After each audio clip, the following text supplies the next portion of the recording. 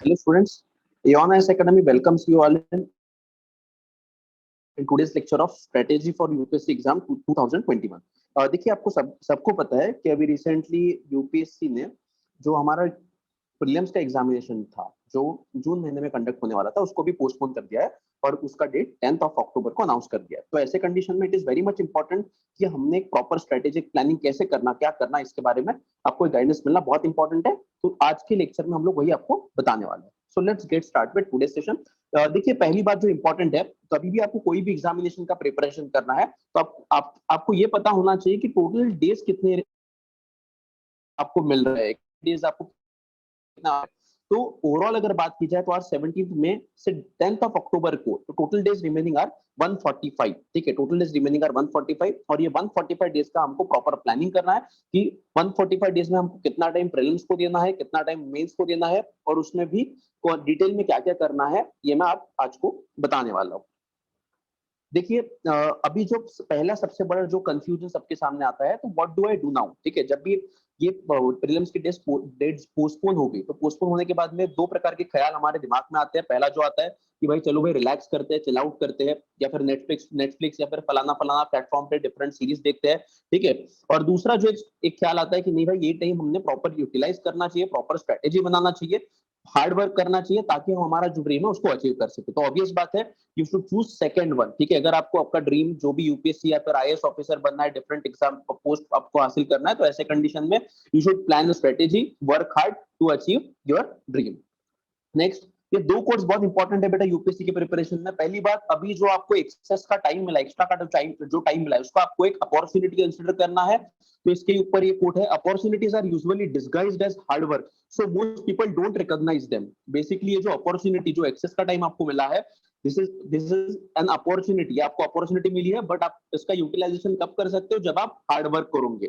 ठीक है, और second quote is the more you sweat and peace the less you bleed in war. अब ये जो हमारा कूलिंग टाइम है, ऐसे कंडीशन में अगर आप मेहनत करते हो तो ऑब्वियस बात है जब जब डी डे आएगा, मतलब 10th ऑफ अक्टूबर का दिन आएगा, तो ऑब्वियस बात है उस टाइम पे आपको कम दिक्कतें आएंगी। सो ऑब्वियस बात है अभी आपको क्या करना पड़ेगा, जितना मेहनत आप अभी करोगे उतना ही फायदा आपको आगे प्रीलिम्स और मेंस में होगा। अब कोई भी एग्जामिनेशन का हम लोग प्रिपरेशन करते हैं तो प्लानिंग इज द की। ठीक है, प्लान आपको बनाना ही पड़ता है।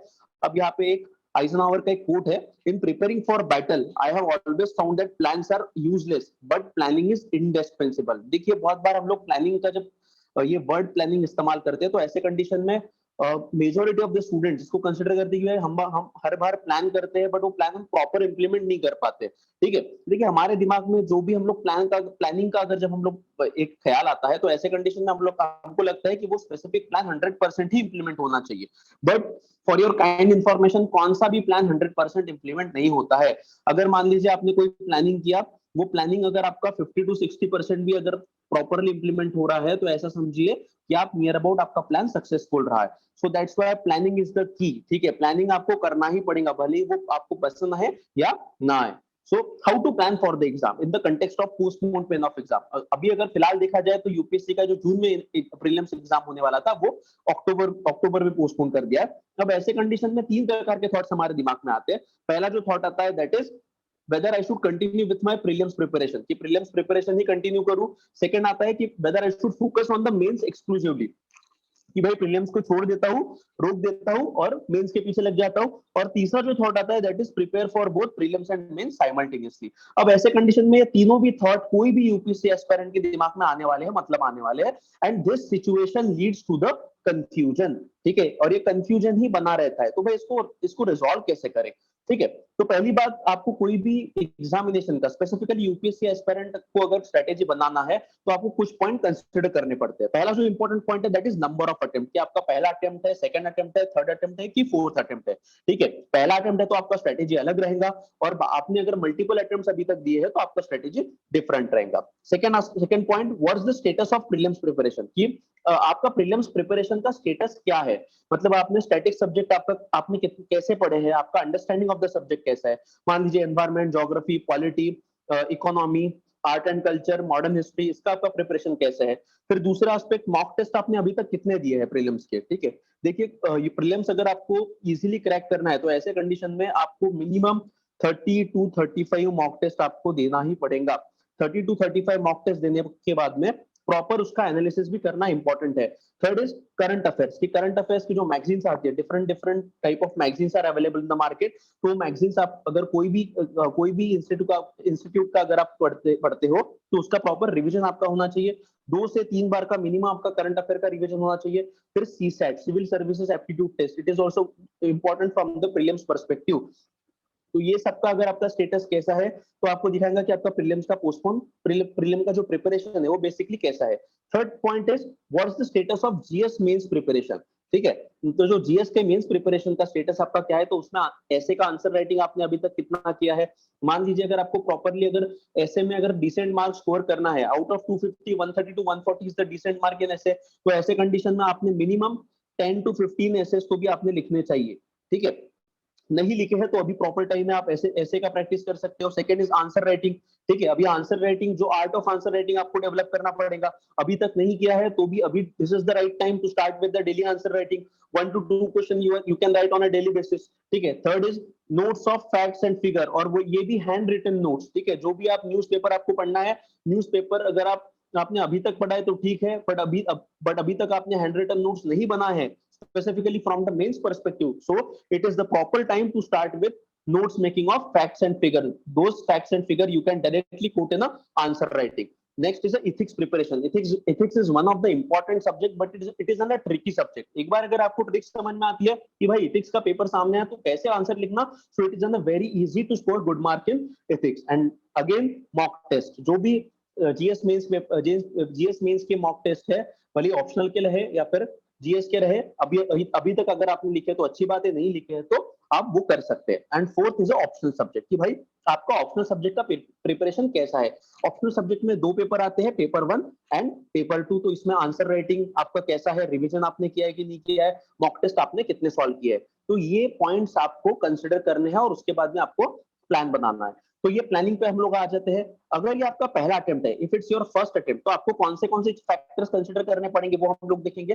पहले तो है the most important point is continue with the prelims preparation. ठीक है, आपका पहला अटेम्प्ट है बेटा, पहला अटेम्प्ट के पहले अगर आपको प्रीलिम्स का प्रिपरेशन है तो प्रिपरेशन करना है तो at least 5 months before the prelims you should start with your prelims preparation. ठीक है, 5 महीने पहले आपको प्रीलिम्स की प्रिपरेशन शुरू करना है। ठीक है, बहुत सारे बच्चों को ये पता नहीं रहता है, बच्चों को लगता है 3 महीने में हो जाएगा, 2 महीने में हो जाएगा, but it is not possible. देखिए दिन ब दिन कंपटीशन बढ़ते जा रही है, ऐसे कंडीशन में अगर आपका पहला अटेम्प्ट है तो आपको प्रीलिम्स का प्रिपरेशन कंटिन्यू रखना है, ये ध्यान में रखिएगा। Second, make a separate plan for first 2 months and for remaining 3 months। ये ऑब्वियस बात है, जिनका पहला अटेम्प्ट है और जिनका सेकंड, थर्ड, फोर्थ अटेम्प्ट है उनके लिए, सबके लिए लागू होता है कि सबको पहले के 2 महीने के लिए अलग प्लान बनाना है और रिमेनिंग 3 महीने के लिए अलग प्लान बनाना है। अब पहले हम लोग देखेंगे for first 2 months give more focus on mains. पहले जो 2 महीने हैं आपको, जो जिनका पहला अटेम्प्ट है उनको भी मेंस पे फोकस देना है, और जिनका सेकंड थर्ड अटेम्प्ट है उनको भी मेंस पे ही फोकस देना है, और स्पेशली ऑप्शनल सब्जेक्ट। ठीक है, स्पेशली ऑप्शनल सब्जेक्ट पे आपको फोकस करना है। यहाँ पे एक एग्जांपल दिया है, if your study time is 10 hours a day, 10 hours per day अगर आप एक एवरेज लेके चलते हैं कि 10 घंटा आपको पढ़ना ही पड़ेगा, अगर आप 10 घंटा पर डे पढ़ते हैं तो ऐसे कंडीशन में आपको 30:70 का रेशियो कंसिडर करना पड़ेगा। 30:70 का रेशियो आपको कंसिडर करना पड़ेगा।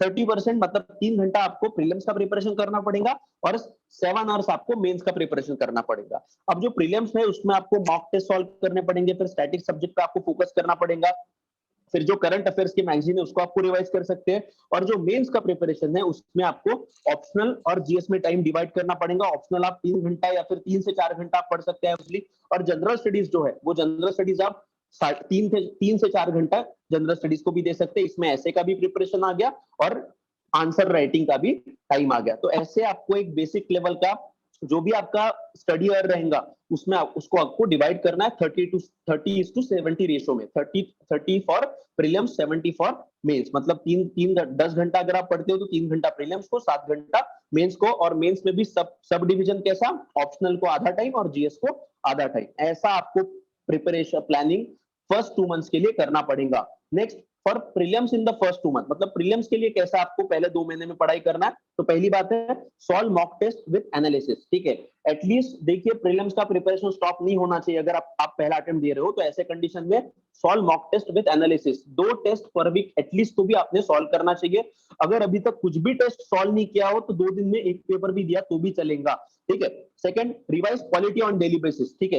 देखिए पॉलिटी ऐसा सब्जेक्ट है बेटा कि अगर आपने इसका रिवीजन नहीं किया, 1 हफ्ता भी अगर आप रिवीजन नहीं करते हो तो भी आप भूल जाते हो। तो ऐसे कंडीशन में पॉलिटी आपको डेली बेसिस पे 15 से 20 मिनट या फिर 20 to 30 मिनट्स आप अलोकेट कर सकते हैं, कोई भी एक चैप्टर आसानी से आप पढ़ सकते हैं, ठीक है। Third, revise static part, go for the subject with good mark weightage.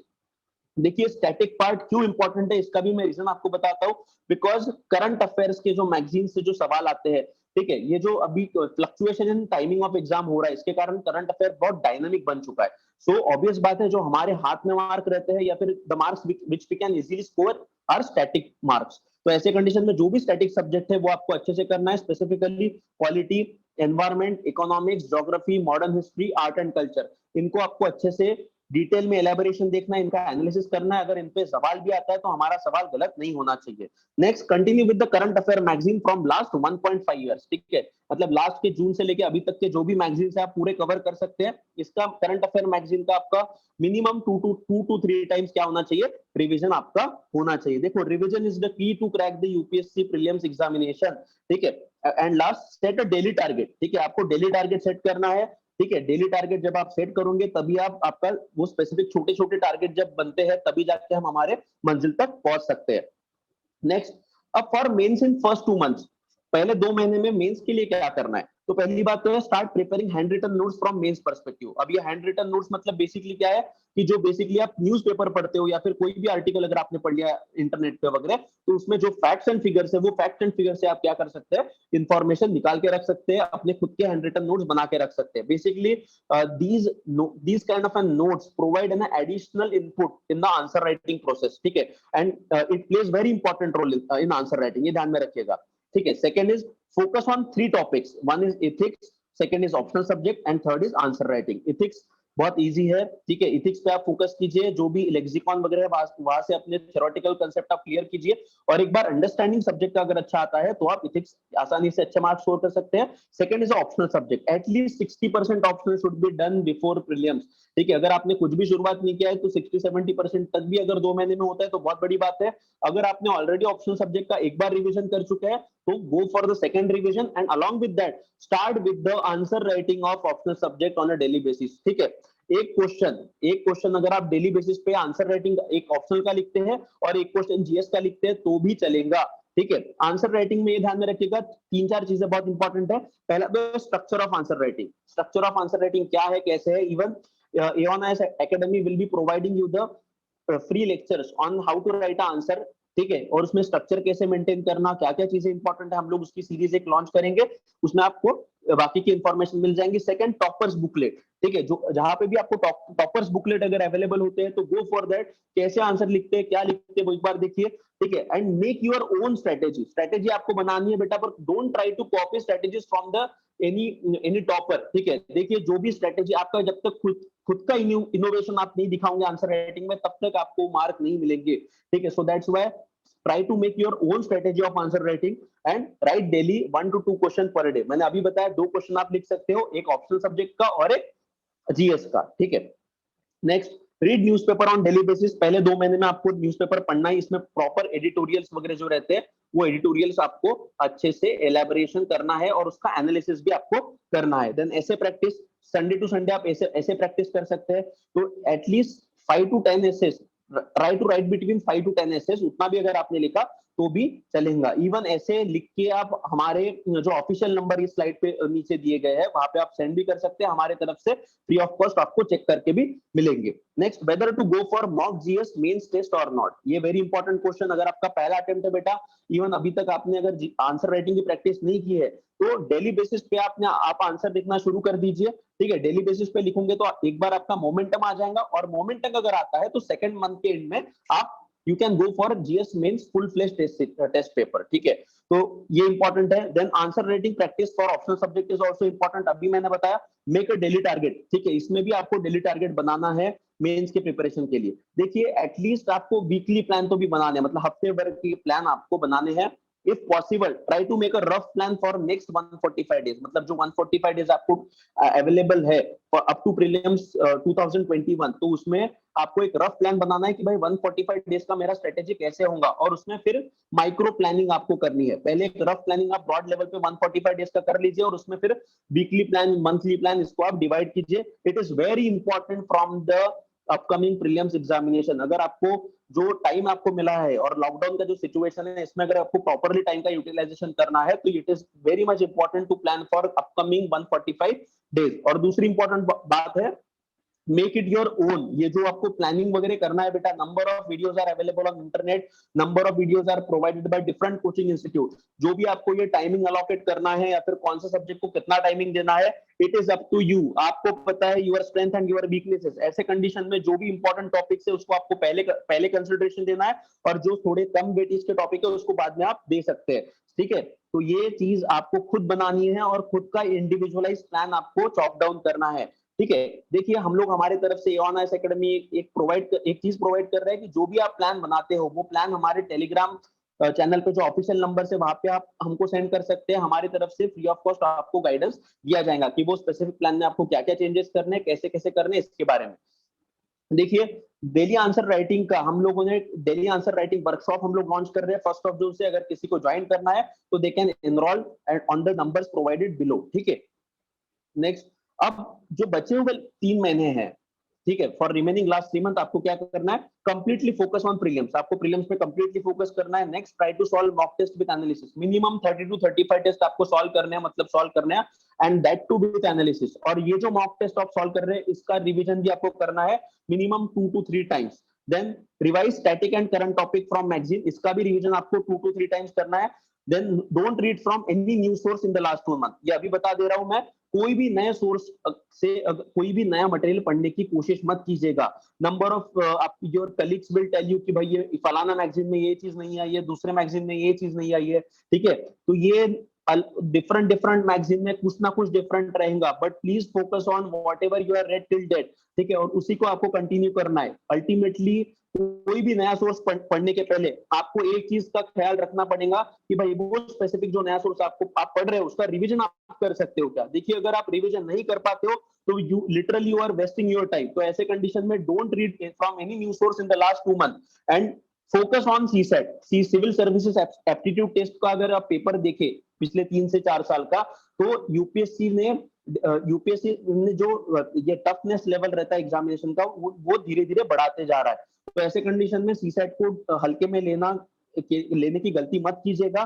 Daily basis पे 30 मिनट से लेके 1 आवर आखिरी 3 महीने में आप क्या कर सकते हो, सिविल सर्विसेज एप्टीट्यूड टेस्ट का प्रिपरेशन कर सकते हो। Then avoid reading newspaper in the last 2 month. Important editorials will be uploaded on Telegram channel. जो भी इंपॉर्टेंट एडिटोरियल्स रहेंगे वो हम लोग अपलोड कर देंगे। आपको जो मेंस पर्सपेक्टिव से जो करंट अफेयर्स है उसका भी हम लोग करंट अफेयर का सीरीज चलाने वाले हैं, तो वहां से भी आप जो भी आपका छूट जाता है वो कवर कर सकते हैं। Last, make a proper personalised plan and get review it from us. अभी मैंने बताया कि आप टेलीग्राम चैनल पे हमारे ऑफिशियल नंबर पे खुद का प्लान बना के भेज सकते हैं, आपको वो रिव्यू होके हमारी तरफ से मिलेगा। अब जिनका सेकंड, थर्ड और फोर्थ अटेम्प्ट है, मतलब जिनके मल्टीपल अटेम्प्ट हो चुके हैं, उनको क्या करना है, तो फॉर फर्स्ट 2 मंथ्स, उनके पहले 2 महीने में ऑब्वियस बात है बेटा कि आपको मेंस को ज्यादा फोकस करना ही पड़ेगा। In the first 2 months you can completely focus on mains preparation. अगर आपको लगता है कि नहीं भाई मेरा प्रीलिम्स का प्रिपरेशन बहुत अच्छे से हो चुका है, ठीक है, या फिर उसमें डेली बेसिस में मुझे थोड़ा थोड़ा भी अगर करता हूं तो चलेगा, तो मेजॉरिटी आपको टाइम किसको अलोकेट करना है, मेंस प्रिपरेशन को करना है। Don't avoid prelims completely, go for solving mock test. At least एक वीक में एक पेपर तो भी सॉल्व कीजिएगा। देखिए प्रीलिम्स का मोमेंटम आपका बन चुका है, वो मोमेंटम को लूज मत होने दीजिए। हो सके तो प्रीलिम्स को कंटिन्यू रखिए, बट दिन का 1 घंटा भी पढ़ा तो भी चलेगा। उसमें भी आपको पॉलिटी सम्मान या फिर मैप रीडिंग पे आप ज्यादा फोकस कर सकते हो। ठीक है, read polity on a daily basis for 20 to 30 minutes.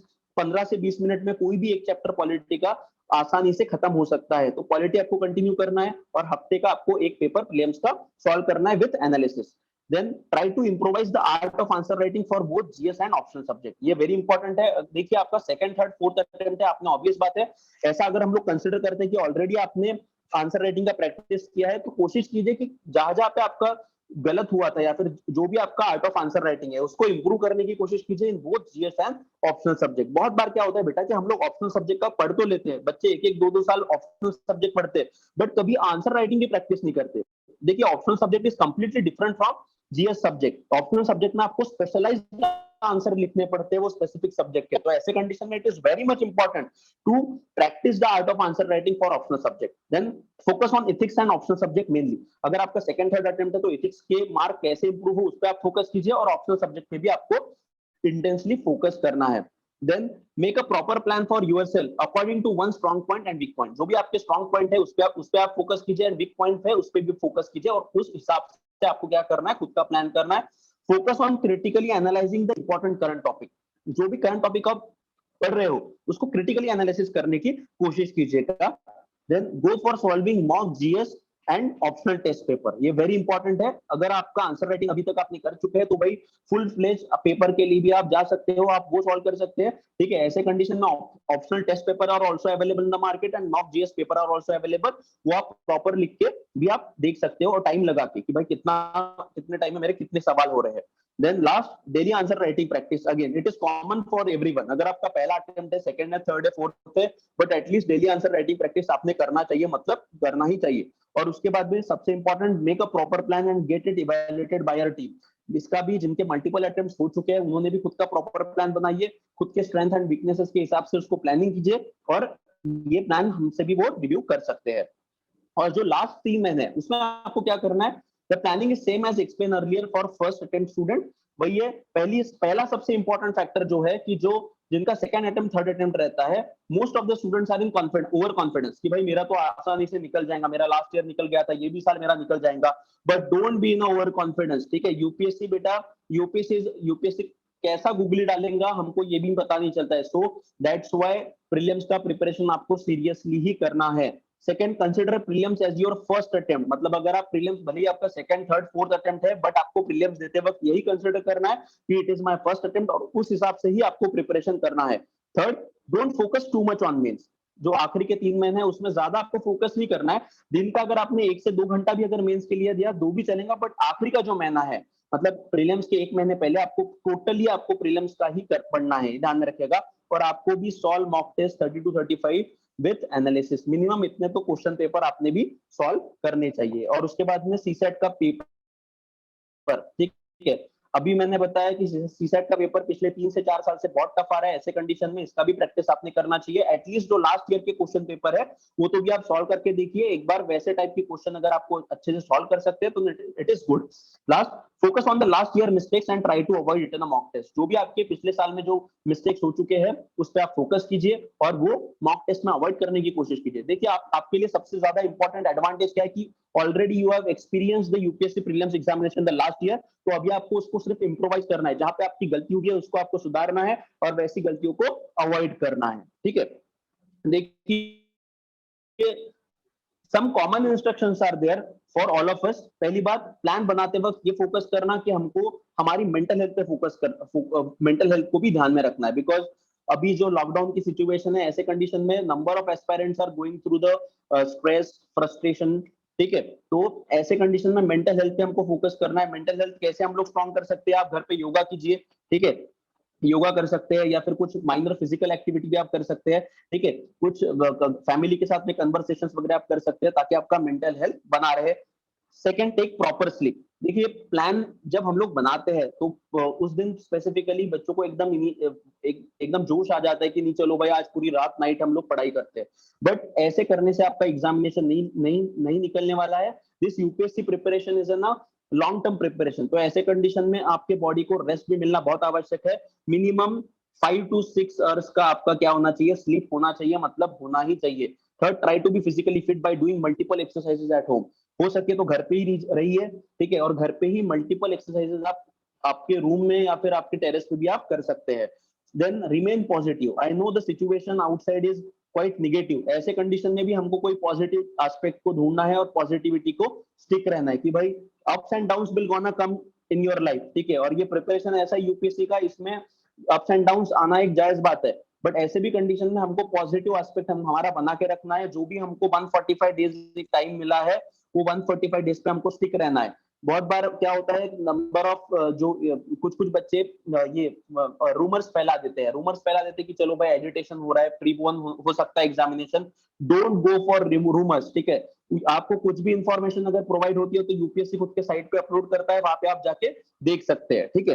Then focus on why do you want to crack this examination, this is very much important, ठीक है। अगर आपको थोड़ा भी स्ट्रेस या फिर ऐसा फ्रस्ट्रेशन अगर आता है तो ये फोकस कीजिए कि आपको क्यों ये एग्जामिनेशन क्रैक करना है। देखिए नंबर ऑफ स्टूडेंट्स के डिफरेंट डिफरेंट रीजन रह सकते हैं, किसी का रीजन हो सकता है कि नहीं भाई माँ बाप ने इतना सब किया, उनके लिए हो सकता है।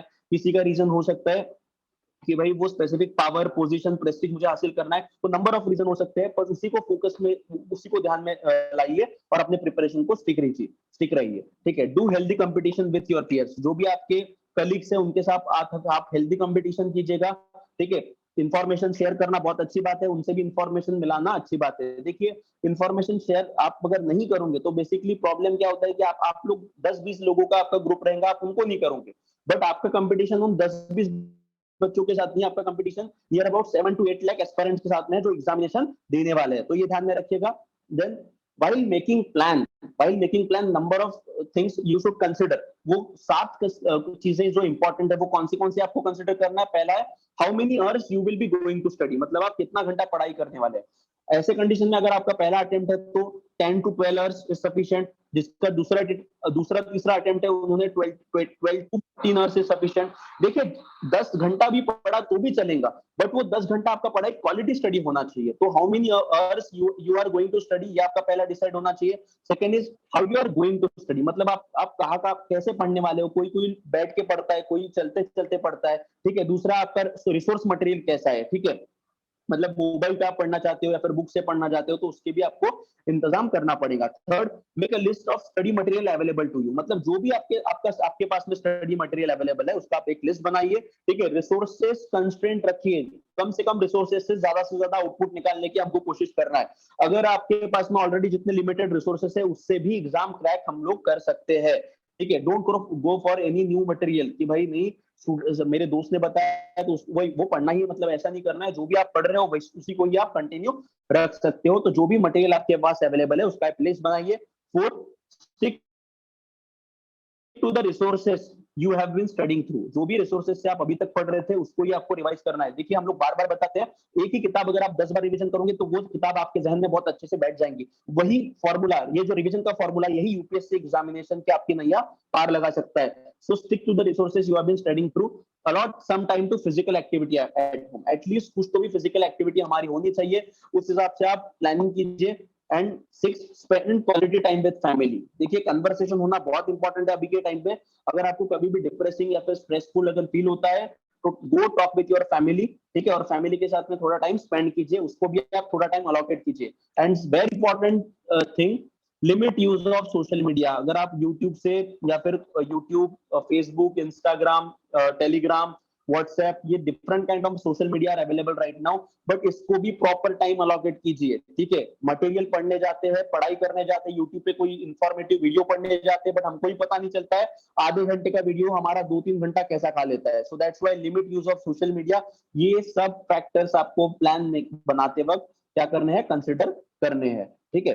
सो गाइस देखिए जितना भी हमने ये वीडियो में बताया है उस पर फोकस कीजिए, वैसा आप एक प्लान चॉप डाउन कीजिए, और वो प्लान आप हमारे टेलीग्राम लिंक पे हमको भेज सकते हैं, टेलीग्राम व्हाट्सएप नंबर पे, टेलीग्राम या फिर व्हाट्सएप हमको दोनों भी कर सकते हैं। So thank you guys and best of luck for your preparation. अगर आपको कुछ भी डाउट रहता है तो आप हमें कॉन्टेक्ट कर सकते हैं। Thank you very much.